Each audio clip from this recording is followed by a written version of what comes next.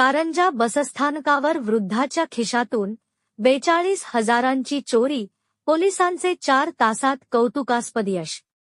कारंजा शहरातील बसस्थानकावर वृद्धाच्या खिशातून 42,000 रुपयांची रोकड चोरल्याप्रकरणी पोलिसांनी अवघ्या 4 तासात संशयित आरोपीस ताब्यात घेऊन चोरीचा मुद्देमाल जप्त करण्यात यश मिळवले आहे। भगवान रायसिंग जाधव वय 70 वर्षे, राहणार पिंपरी मोडक, तालुका कारंजा, जिल्हा वाशिम यांनी दिलेल्या फिर्यादीनुसार दिनांक 28 ऑक्टोबर 2025 रोजी दुपारी 4 वाजेच्या सुमारास ते कारंजा बसस्थानकावर बसमध्ये चढत असताना गर्दीचा फायदा घेत अज्ञात इसमाने त्यांच्या खिशातील 42,000 रोख रक्कम चोरून नेली। या प्रकरणी कारंजा पोलीस ठाण्यात गुन्हा नोंदविण्यात आला।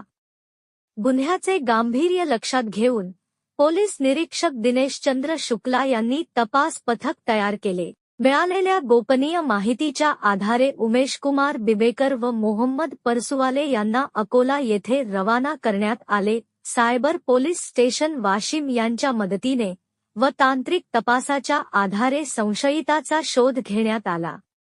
अखेर अवघ्या 4 तासात आरोपी शेख यासिन उर्फ बिल्ला शेख रऊफ वय 36, राहणार अकोला यास ताब्यात घेण्यात आले। चौकशीत त्याने चोरीची कबुली दिल्यानंतर त्याच्याकडून चोरीचा मुद्देमाल जप्त करण्यात आला। हा यशस्वी तपास पोलीस अधीक्षक अनुज तारे, अप्पर पोलीस अधीक्षक लता फड, उपविभागीय पोलीस अधिकारी प्रदीप पाडवी तसेच पोलीस निरीक्षक दिनेशचंद्र शुक्ला यांच्या मार्गदर्शनाखाली सपोनी जयदीप पवार, उमेशकुमार बिबेकर, गणेश जाधव, अज्ज धनकर, अमित भगत, अनिस निनसुरवाले, मोहम्मद परसुवाले, नितीन पाटील व सायबर पोलीस स्टेशनचे अविनाश इंगोले यांच्या संयुक्त प्रयत्नातून करण्यात आला।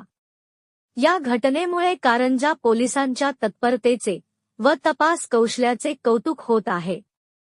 पुढील तपास उमेशकुमार बिबेकर करीत आहेत। प्रतिनिधी अब्दुल अजीज, न्यूज 24, आपकी आवाज।